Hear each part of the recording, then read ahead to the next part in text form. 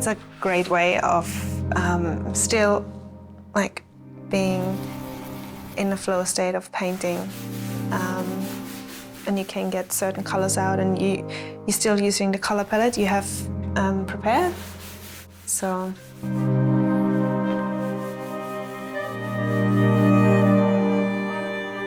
it's more like I'm getting guided by the colors. So I look at the colors and there's like some sort of pull towards it, and I use it, and then there comes a point when it's like, all right, it's over, and then I go to either contrasting or a complementing color.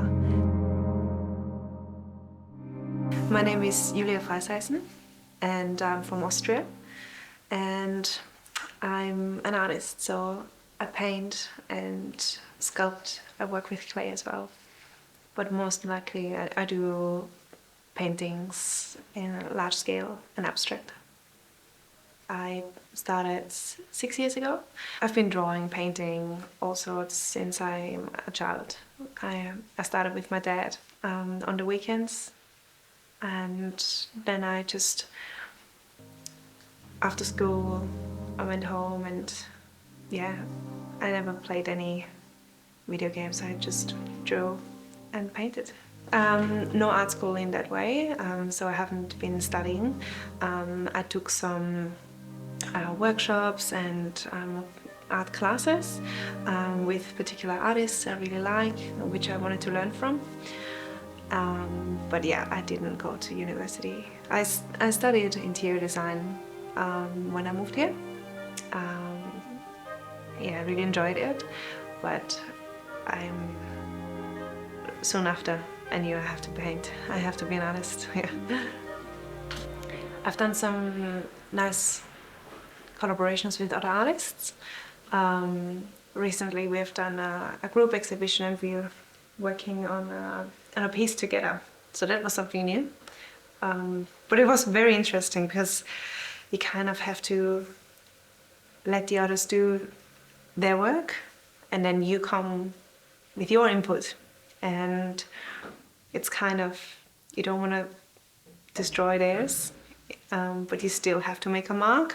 So that was interesting to also let go of your work and don't be afraid to let everyone have a say in it. But I just love working with other artists, photographers, and other creatives. Just by sitting together and speaking about work, even that is a collaboration in itself, even if you're not working on the same piece, but just exchanging thoughts and feelings and emotions. Yeah. So I usually work with oils, acrylics, and pastels, and I have found the layering of them really interesting. But I always go and find something new. I want to try and see how it interacts.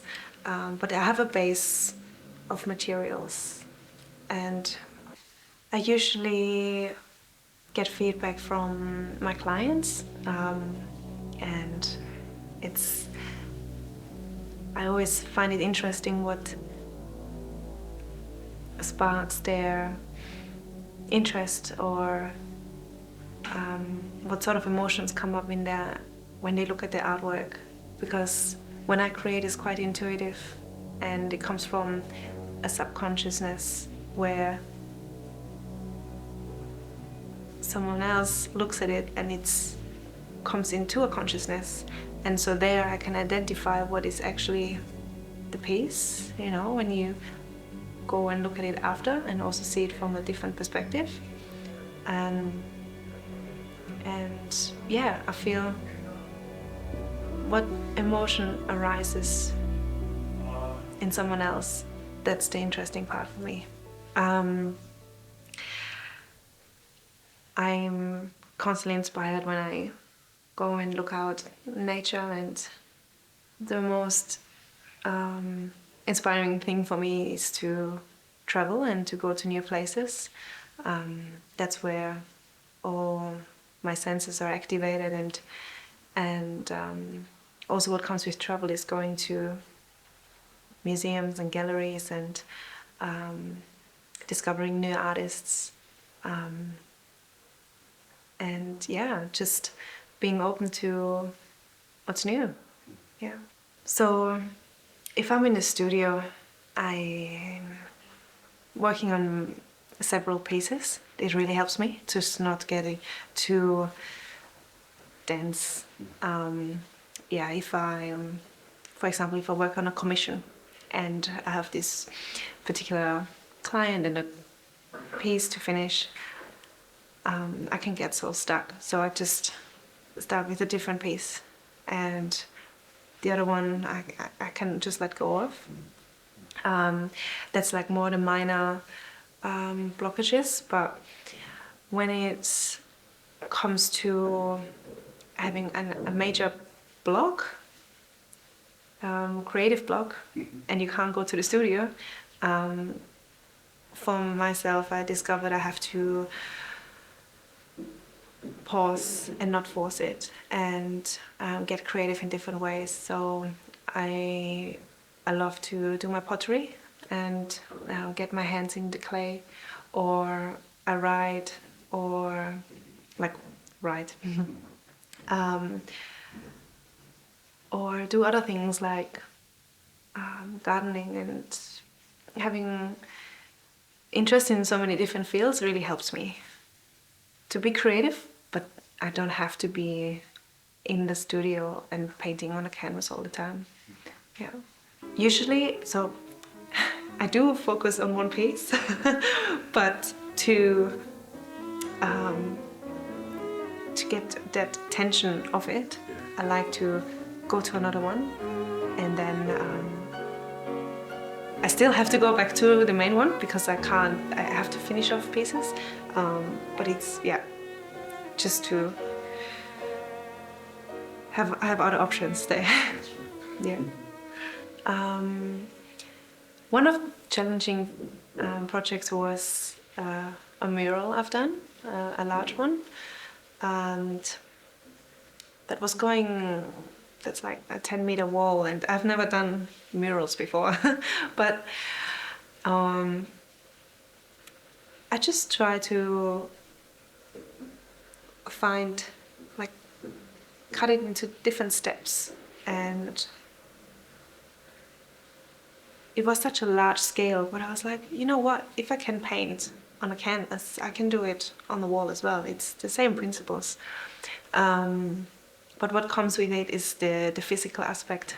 You have to be on a scaffold and use different paints. So yeah, what helped me was give myself the time and also to do the proper research. And there's also other people involved, and there's a different budget. So it's, yeah, it was a great insight into different practice. Yeah, but I enjoyed it. Like afterwards, once you're finished with it, you're like, okay, that's a tick. You know, these big things, they might look like a great achievement, but what I feel more challenging is the daily, when you have to go in the studio and you have days it doesn't flow easily, and you still find you kind of make yourself a space where you can tap into it, and you create this workflow. I feel that is often more challenging than the big jobs, so the dailies. I do have some favorite artists, and obviously the big ones you learn from, Monet and Picasso and all of, like, they all have, they stored in the back, but I do love listening to other artists, established artists, and it's maybe not so much about their style, it's more of how they approach the practice and overcome hurdles, because we can all relate to it. So yeah, for me, art is it's kind of a spiritual practice. So the more I can learn about life, the more it helps with the art. I think it's the piece I have in my house, because that's the only piece I can't sell. And you know, this was one of the first pieces I've painted on a really large scale, and I've figured out this was kind of the moment I was like, okay, I can do this. I can be an artist. You know, at the beginning, it's always it's like, oh, just do it as a hobby and all of it. But when I started painting this series, it felt more legit. So I think that piece holds a lot of trust and understanding and discovery in it. Yeah. I feel when it can capture something, when you look at a piece and it speaks to you, you don't have to question it. It's immediate. Yeah. I just feel like paint and shapes and all of it. It's a beautiful language. What happens before in your heart and in your mind as well. I go out and try to see the world as it is and really soak it up and be present. So all the emotions and all the senses, they're activated. And then when I come to the canvas, yeah, I translate it and then it just comes out on it. So yeah, I'm highly influenced by whatever happens around me. So maybe it's because I'm a sensitive person. But you can see, like when I go to places and I come back and paint, it's like a mirror image of that. Yeah. And that's also, you know what, you know when they say the struggling artist and like it has to be painful and hurt, but I discovered for myself when I'm mentally healthy, I create much better work. So yeah, I really need to look after myself in order to have good practice. Yeah. I love it. I do.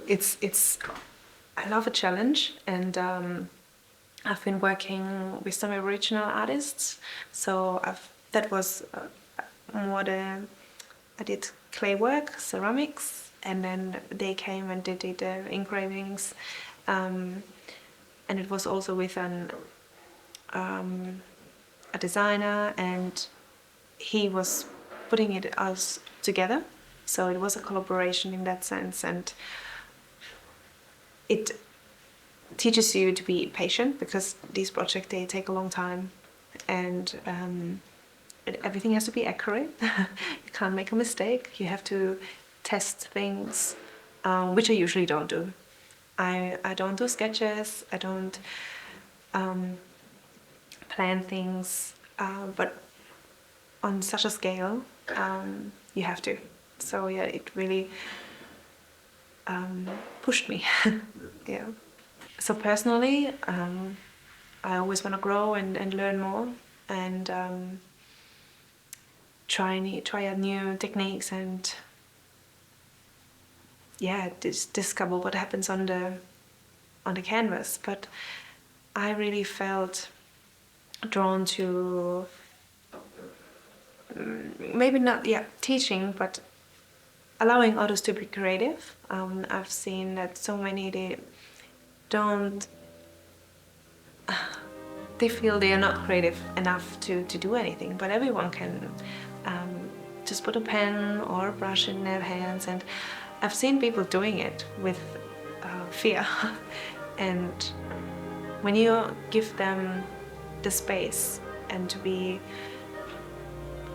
create a safe space for them, what comes out is incredible. So I'm trying to help people to be creative